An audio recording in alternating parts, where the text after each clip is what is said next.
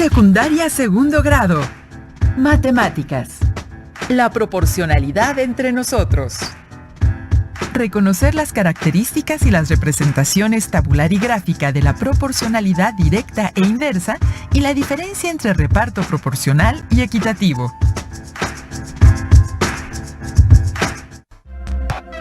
¿Qué tal, alumnas y alumnos? ¿Están listos para iniciar una nueva sesión de Aprende en Casa? Será una sesión muy interesante en la que nos enfocaremos en un tema clave de la asignatura de matemáticas correspondiente al segundo grado de secundaria, la proporcionalidad. Con el apoyo de la familia podemos seguir aprendiendo desde nuestros hogares, así que manos a la obra. En este programa hablaremos de los diferentes tipos de proporcionalidad, que como concepto matemático casi todos son utilizados en la vida real. ¿Les sorprende? En el siguiente video se presentarán la proporcionalidad directa y la proporcionalidad inversa. Observarán que en cada una están involucradas dos cantidades que les ayudarán a elaborar una gráfica y una tabla. Los invito a verlo. Hola, bienvenidos nuevamente al blog de las matemáticas. Hoy veremos algunos ejemplos de relaciones funcionales lineales. Acompáñenme. Existen relaciones funcionales entre dos magnitudes que son lineales, lo que quiere decir que su representación gráfica es una línea recta. Veamos un ejemplo. A este resorte de 5 centímetros de largo se le colocaron pesas de diferentes kilogramos. La gráfica muestra el aumento en la longitud del resorte en función del peso que se coloca en su extremo. Observen que si se coloca una pesa de 2 kilogramos, la longitud del resorte aumenta 8 centímetros. Con una de 4.5 kilogramos, aumenta 18 centímetros. Y con una pesa de 5 kilogramos, aumenta 20 centímetros. La recta pasa por el punto 0,0. Porque cuando el resorte no tiene un peso, no aumenta su longitud. Ahora elijamos algunos puntos de la gráfica y construyamos una tabla. El punto 0,0 corresponde a 0 kilogramos de peso y 0 centímetros de aumento en la longitud del resorte.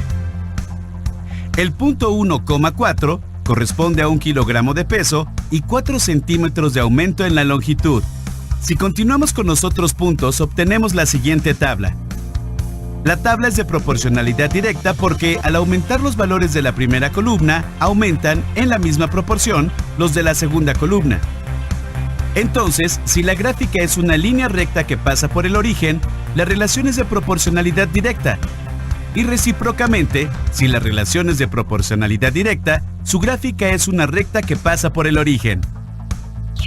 ¿Y si se obtiene una recta que no pasa por el origen, la relación será de proporcionalidad directa? Ahora, la gráfica muestra la longitud total que alcanza el resorte al ir aumentando los kilogramos de las pesas, en lugar de solo considerar el aumento de su longitud, como se hizo en la gráfica anterior. Observen que la longitud del resorte sin peso es de 5 centímetros. Si el peso es de 1 kilogramo, la longitud total del resorte es de 9 centímetros. Si es de 2 kilogramos, la longitud total es de 13 centímetros. Si es de 3, la longitud total del resorte es de 17 centímetros y así seguimos ubicando puntos. Hagamos una tabla con los valores anteriores y analicémoslos. Como ven, esta tabla no es de proporcionalidad directa, porque los valores de las columnas no aumentan en la misma proporción.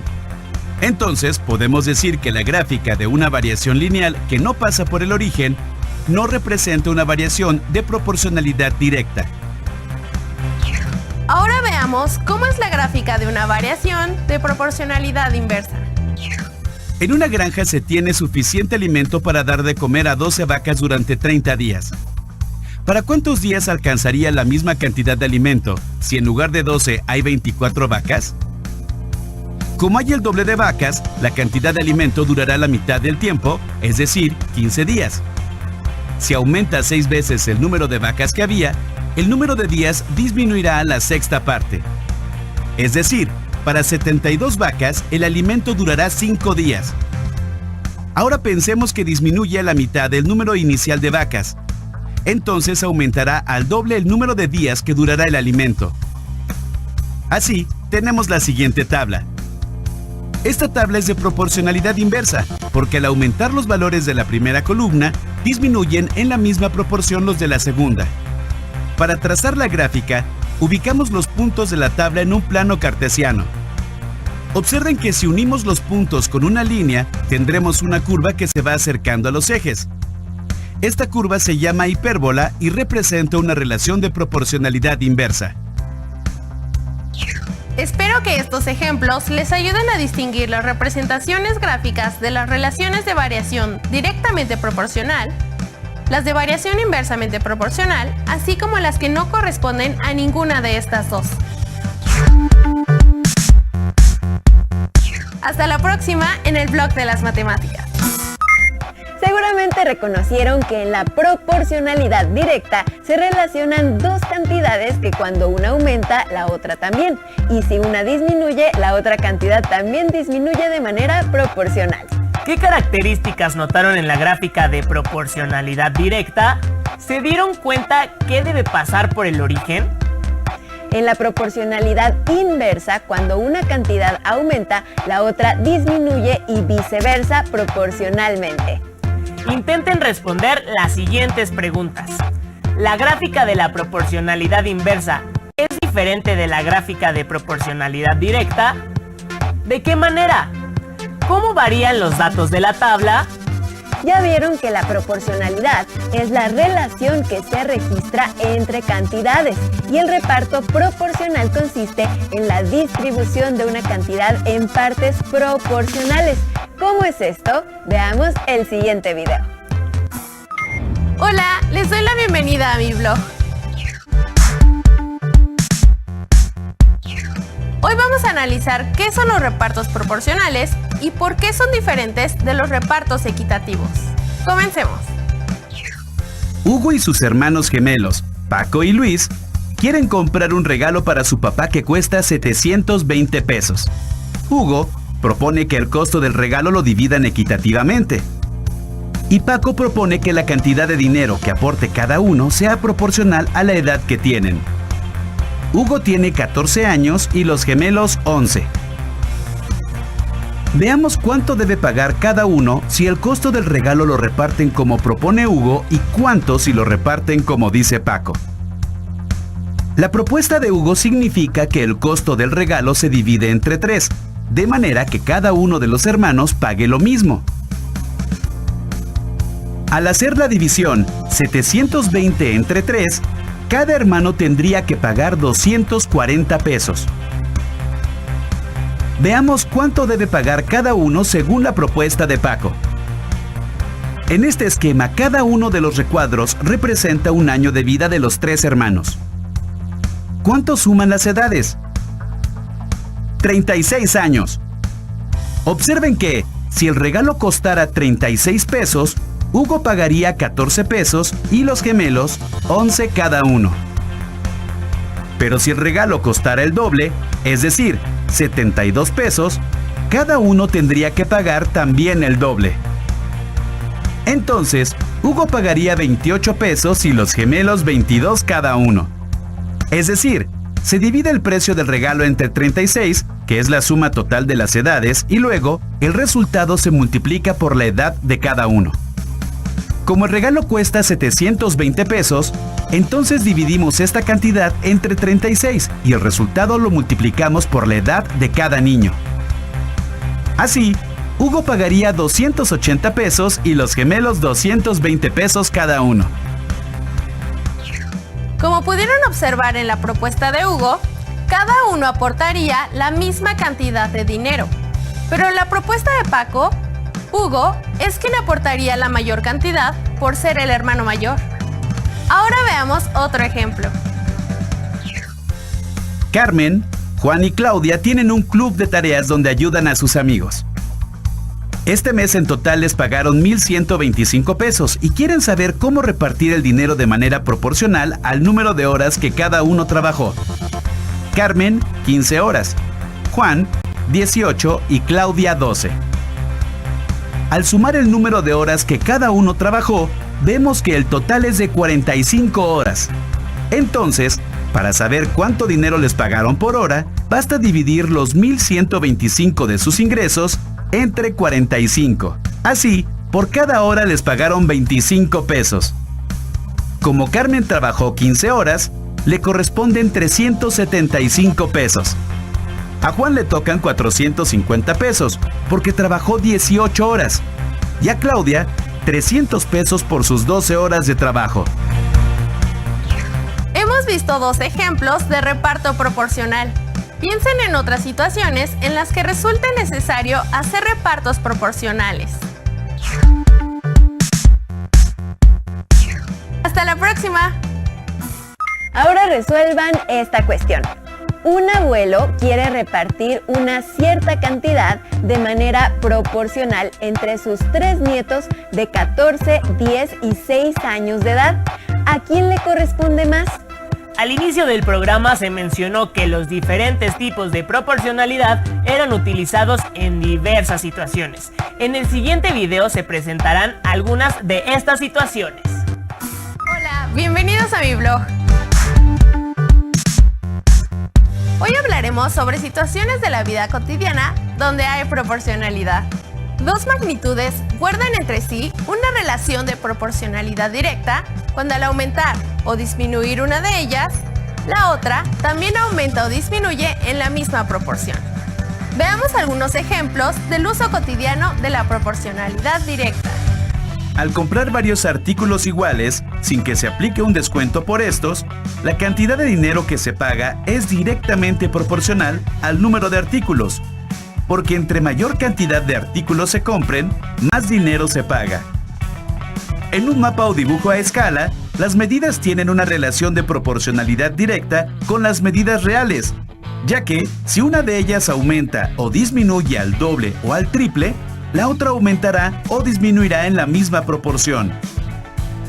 La cantidad de tornillos que fabrica una máquina y el tiempo que tarda en hacerlo son magnitudes directamente proporcionales, porque entre más tornillos fabrica, más tiempo tarda la máquina en hacerlos. Cuando tenemos dos cantidades en una relación de proporcionalidad directa, ¿podrían saber cuánto aumentaría una de las cantidades si la otra lo hiciera? Imaginen que quieren comprar cierta cantidad de lápices iguales. Por 7 lápices pagan 24.50 pesos y por 10 lápices 35 pesos. ¿Cuánto pagarán por 12 lápices o 15? Para encontrar el total de lo que pagarían, dividimos lo que se pagó en cada compra entre el número de lápices que se compraron. En ambos casos, se obtiene el mismo número al que se le llama constante de proporcionalidad, que corresponde al precio de un lápiz. Ahora, solo necesitamos multiplicar esta cantidad por 12 y por 15. También existe otra relación de proporcionalidad, en la que al aumentar una de las cantidades, la otra disminuye en la misma proporción. A esta se le conoce como proporcionalidad inversa. Veamos algunos ejemplos de la vida cotidiana. La velocidad promedio a la que un automóvil recorre cierta distancia es inversamente proporcional al tiempo que tarda en recorrerla, porque entre mayor sea la rapidez del automóvil, menor será el tiempo que tarde en recorrerla. La cantidad de trabajadores que se requieren para hacer una barda, si todos trabajan con la misma rapidez, es inversamente proporcional al tiempo que tardan, porque entre más personas trabajen, menos tiempo tardarán en hacer la barda. El flujo de agua de una tubería y el tiempo que tarda en llenar un tinaco son magnitudes inversamente proporcionales, porque entre mayor cantidad de agua sale por la tubería, menos tiempo tarda en llenarse el tinaco. Ahora, ¿cómo creen que se utilice la constante de proporcionalidad en una relación de proporcionalidad inversa? Imaginen que van de viaje por una carretera con su familia a una ciudad que está a cierta distancia. Si el automóvil viaja a una velocidad promedio de 90 kilómetros por hora y no se detienen, tardarán 4 horas en llegar a la ciudad. Pero si van a 60 kilómetros por hora, tardarán 6 horas. ¿Cuánto tiempo tardarán si van a 40 kilómetros por hora o a 30 kilómetros por hora? En este caso tenemos que multiplicar el tiempo que tardan en llegar a su destino por la velocidad promedio a la que se mueve el vehículo. El resultado siempre es el mismo número, que es la constante de proporcionalidad. En este caso es la distancia a la cual está la ciudad a la que quieren llegar, que son 360 kilómetros.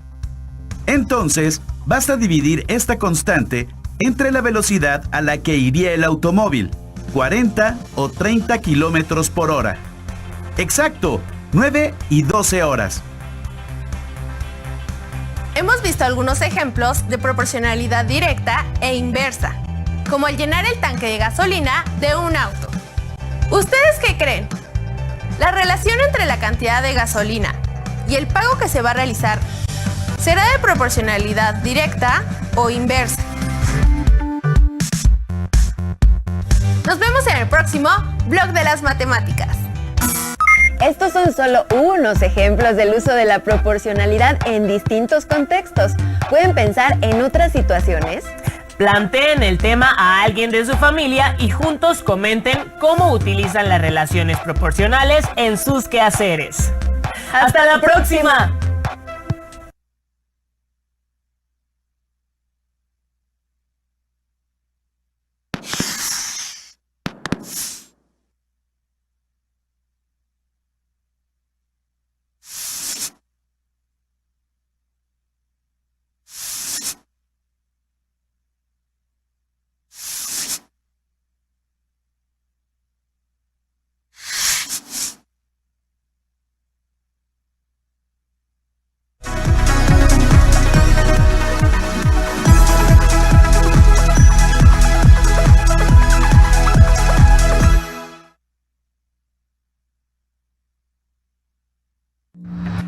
Acabamos de ver el programa La proporcionalidad entre nosotros de la asignatura de matemáticas.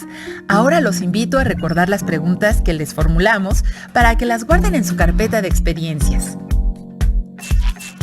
En la proporcionalidad directa se relacionan dos cantidades y cuando una aumenta, la otra también.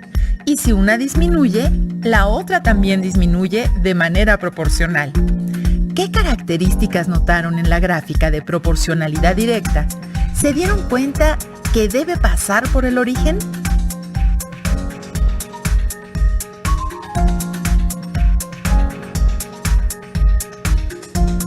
La gráfica de proporcionalidad inversa es diferente a la gráfica de proporcionalidad directa. ¿De qué manera?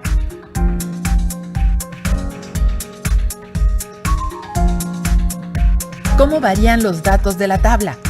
No olviden guardar sus anotaciones y respuestas en su carpeta de experiencias para que a su regreso a clases las puedan compartir.